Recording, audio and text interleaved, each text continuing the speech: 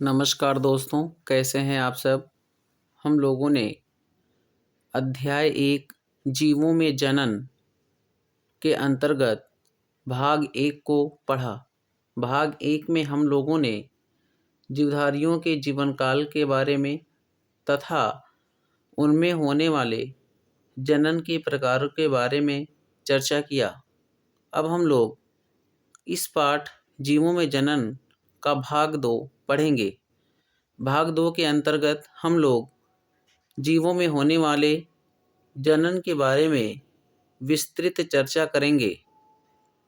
इस पाठ के अंतर्गत हम लोग जनन की विधियों के बारे में पढ़ेंगे। पृथ्वी पर पाए जाने वाले तमाम जीवों में जनन अलग अलग तरीके से होता है, तो इन्हीं जनन की विधियों के बारे में हम लोग भाग 2 में चर्चा करेंगे। जनन की विधियां। जनन में भाग लेने वाले जनन में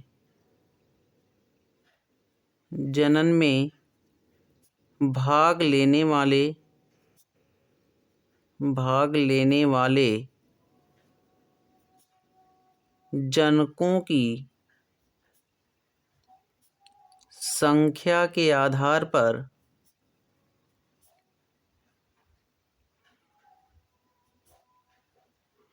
जनन को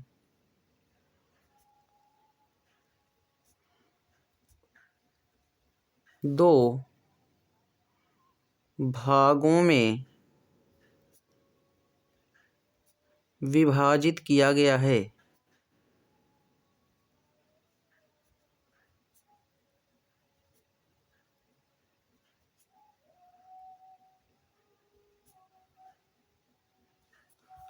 पहला है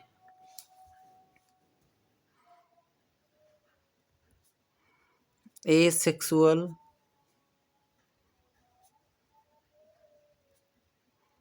रिप्रोडक्शन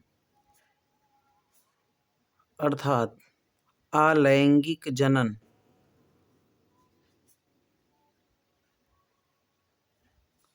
तथा दूसरा है सेक्सुअल रिप्रोडक्शन या लैंगिक जनन। तो जीवों में जनन के दौरान भाग लेने वाले जनकों की संख्या के आधार पर जनन को दो भागों में बांटा गया है। पहला है एसेक्सुअल रिप्रोडक्शन अलैंगिक जनन, दूसरा है सेक्सुअल रिप्रोडक्शन या लैंगिक जनन। तो हम लोग अब सबसे पहले एसेक्सुअल रिप्रोडक्शन को पढ़ेंगे। अलैंगिक जनन, जैसा कि हम लोगों ने पिछले लेक्चर में पढ़ा कि अलैंगिक जनन में दो विपरीत जनकों की आवश्यकता नहीं होती है तथा यह जनन एक कोशिकीय जीवों में जैसे मोनेरा व प्रोटिस्टा व कुछ बहुकोशिकीय सरल पौधे व जंतुओं में पाया जाता है। अलैंगिक जनन एक कोशिकीय जीवों में जैसे मोनेरा प्रोटिस्टा व कुछ बहुकोशिकीय सरल पादपों व जंतुओं में पाया जाता है। अलैंगिक जनन को या पादपों में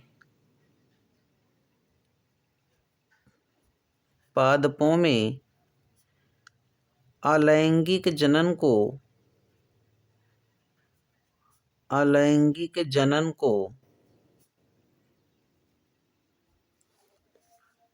कायिक जनन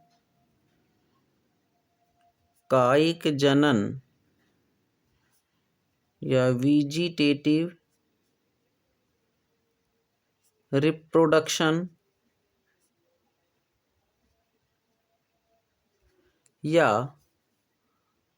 कायिक प्रवर्धन वेजिटेटिव प्रोपेगेशन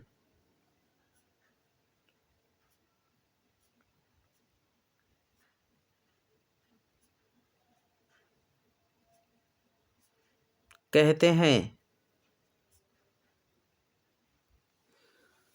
यदि अलैंगिक जनन पादपों में होता है तो इसे हम कायिक जनन या कायिक प्रवर्धन कहते हैं।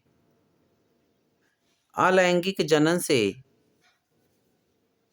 जीवों को कुछ लाभ होता है। अब हम लोग देखेंगे अलैंगिक जनन के लाभ क्या क्या होते हैं। अलैंगिक जनन के लाभ,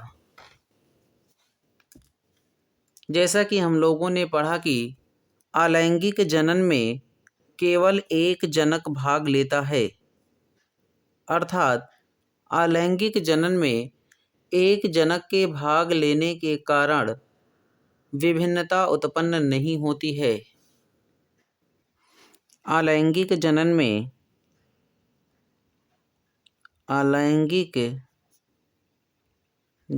में एक जीव भाग लेता है। इसे एकल जीव जनन भी कहते हैं।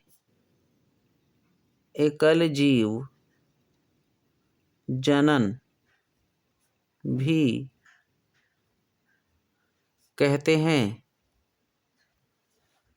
अलैंगिक जनन प्रतिकूल परिस्थितियों को सहने हेतु प्रतिकूल परिस्थितियों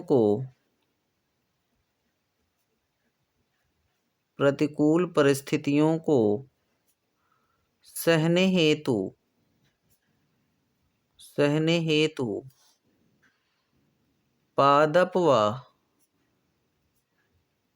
जंतुओं को सक्षम बनाता है।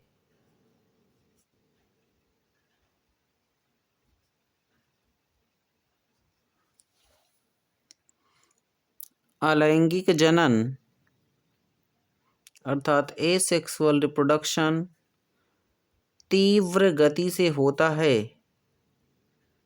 तीव्र गति से होता है, अर्थात कम समय में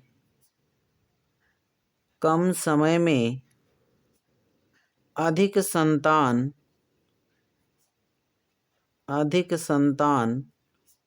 उत्पन्न होती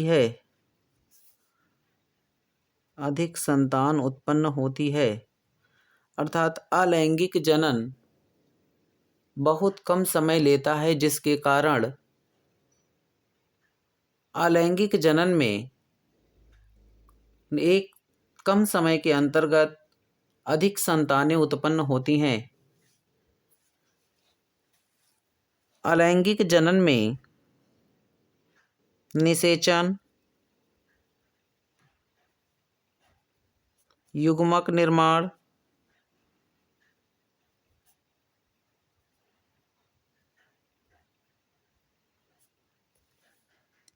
भ्रूणीय परिवर्धन,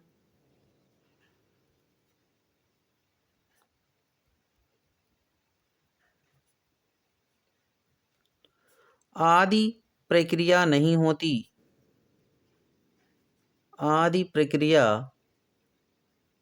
होती है। अर्थात इन प्रक्रियाओं में जो समय लगता है वो बचता है, और इसके साथ साथ इसमें ऊर्जा की भी बचत होती है।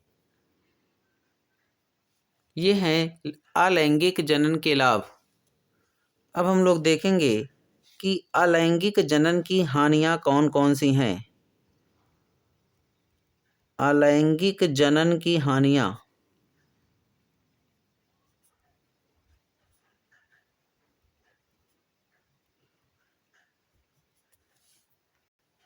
अलैंगिक जनन में एक जनक जीव भाग लेता है। एक जनक जीव भाग लेता है, जिसके कारण जिसके कारण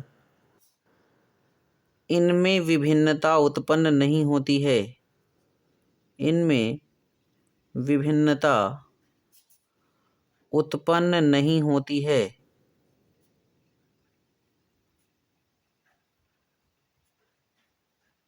हम लोगों ने देखा कि अलैंगिक जनन में एक ही जनक जीव भाग लेता है। जैसे अमीबा है। अमीबा में केंद्रक पहले डबल हो जाता है। अमीबा में पहले केंद्रक डबल हो जाता है और फिर इसका कोशिका द्रव्य का विभाजन हो जाता है।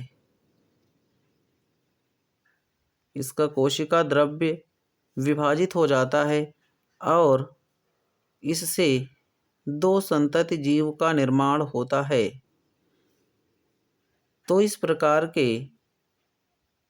विभाजन में विभिन्नता उत्पन्न नहीं होता। जैसा कि हम लोगों ने देखा कि इसमें केवल एक जनक के द्वारा ही दो नई संतति कोशिकाओं का विकास होता है, तो इस कारण से इनमें विभिन्नता नहीं आती। तथा अलैंगिक जनन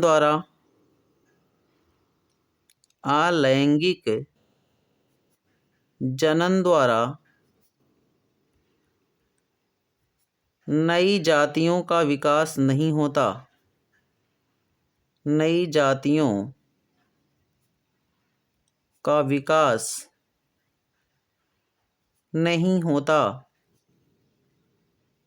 चूँकि इनमें एक ही जनक भाग लेता है, तो इस कारण से इनमें विभिन्नता नहीं आती और विभिन्नता के न आने के कारण इनमें नई जातियों का विकास नहीं होता। विभिन्नता ही जैव विकास का आधार होती है। अब हम लोग पढ़ेंगे अलैंगिक जनन की विधियाँ। अलैंगिक जनन की कुल 6 विधियाँ होती हैं। अलैंगिक जनन की कुल 6 विधियाँ होती हैं। विखंडन, मुकुलन, बीजाणु जनन, कलिका निर्माण, खंडीभवन तथा पुनरुद्भवन।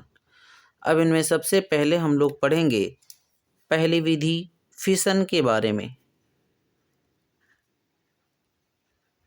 फिशन या विखंडन के बारे में। विखंडन किसे कहते हैं? विखंडन का अर्थ है कि विखंडन ऐसी प्रक्रिया है जिसमें जीवधारी का शरीर 2 या 2 से अधिक खंडों में विभाजित हो जाता है और प्रत्येक खंड से एक नए संतति जीव का निर्माण होता है। जैसा कि हम लोगों ने देखा अमीबा में कि अमीबा का शरीर 2 भागों में विभाजित हो गया और प्रत्येक भाग से एक नए संतति जीव का निर्माण हो गया। तो फिशन में जीव का शरीर 2 या 2 से अधिक भागों में विभाजित हो जाता है तथा प्रत्येक भाग से नए संतति जीव का निर्माण होता है। इस प्रक्रिया में जनक जीव 2 या 2 से अधिक